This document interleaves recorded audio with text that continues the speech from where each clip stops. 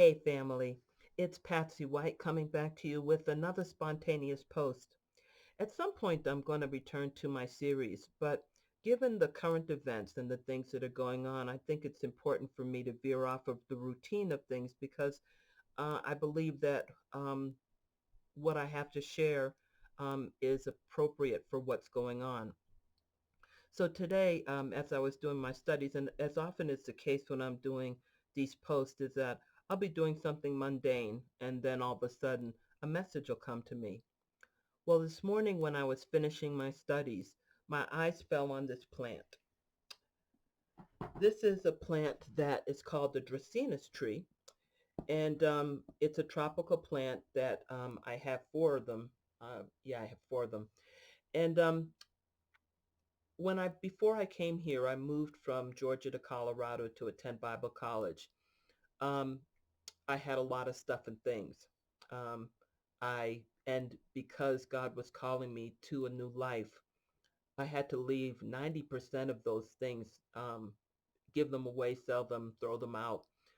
And what ended up happening is I really had to determine what was the most important things for me to take. Well, I love my plants, so I decided to take them.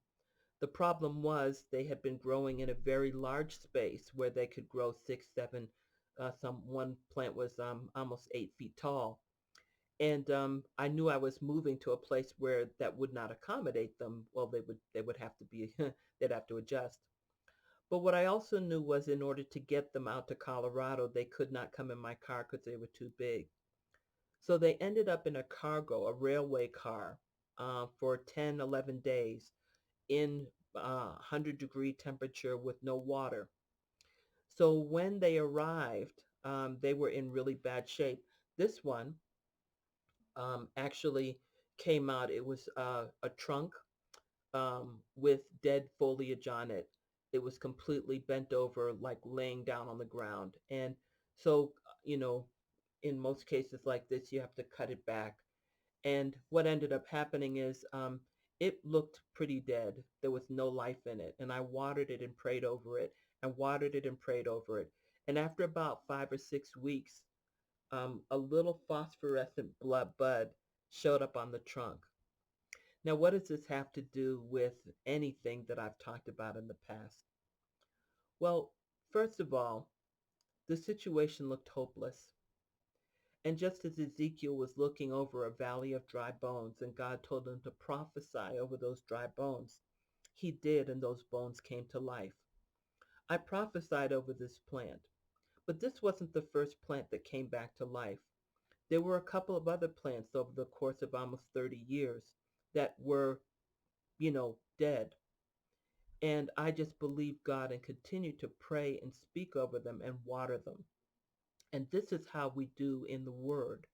We water our situations with the Word in faith, believing God that nothing is dead until it really is dead. And we won't know. I don't have control over the outcome. I don't have control over whether this plant comes to life, but what I do have control over is whether I speak in faith over it and whether I continue to act and believe that there's life in this plant. And that's true of every one of our situations. We don't know what the outcome is going to be, but we know what God's promises are. They're yes and amen. Now, because some plants that I did speak over and water did not come back, did that stop me from continuing to do that? No. We don't know why some people are not seemingly healed and some people die. We don't know why with the world praying for the coronavirus it just didn't evaporate out of the bodies of everybody who had it. I mean, this supernaturally God could do anything. But what I do know is that I'm going to continue to walk in faith and believe God. Now, before you call the Society for the Prevention of Cruelty to Plants on me, I'm going to explain a little bit about why you see a root ball in this bowl and why it's not planted in appropriate a place.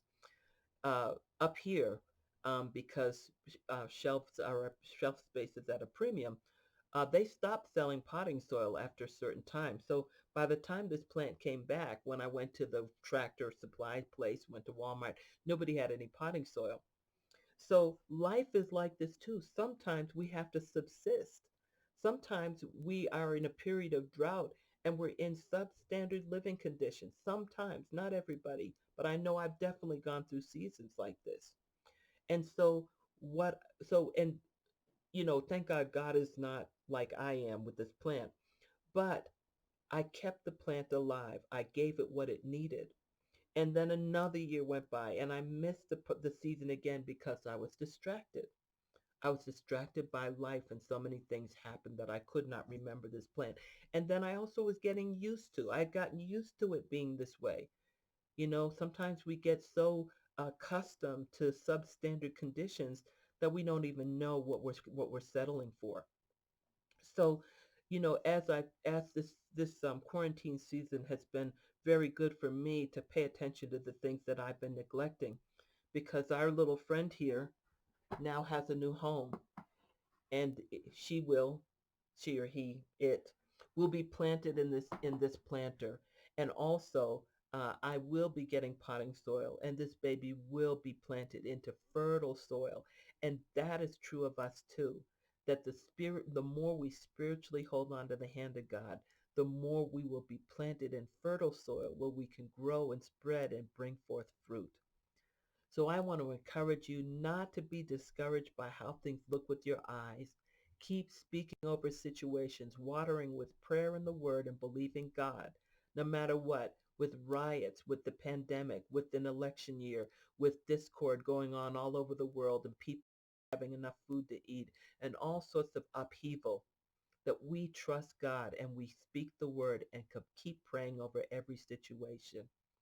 So I hope this encourages you that if you're down or if you're discouraged, know that God's got a new place, a new fertile place for us to be planted and continue to grow and continue to bring forth fruit. So God bless you. Thanks for listening.